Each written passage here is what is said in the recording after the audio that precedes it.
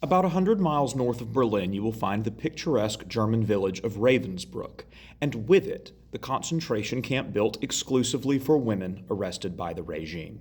Hey, I'm Buck. I'm a scholar of Nazism and the Holocaust. If that sounds like something you're interested in, hit those buttons so the algorithm brings you back. Let's get into it. The SS established concentration camp Ravensbrück for several reasons, chief among them the belief that women could not perform the kinds of work being asked of the men at Dachau and Sachsenhausen. Sachsenhausen, for example, was a brick-making factory.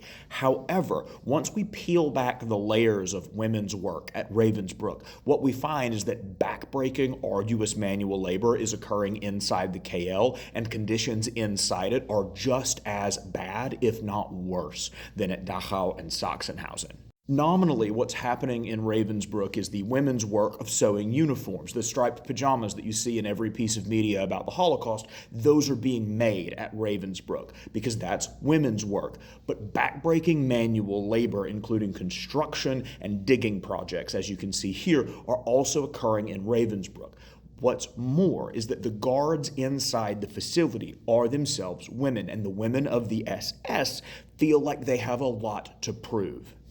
In Nicholas Vossman's KL, we find that the guards at Ravensbrück are particularly sadistic, and especially when the camp is merged with other male-centric camps and male guards are introduced to the women, we see that these women and male guards are competing in acts of sadism to prove that, for one, the women are worthy members of the SS, and then the men to prove that they would not be outdone by a woman in the SS. To be confined in Ravensbrück at any point in the trajectory of the regime is to be fully on the receiving end of the harsh gender ideology of the Nazi state and how that ideology collapses down and means nothing when the option for more human cruelty is put on the table.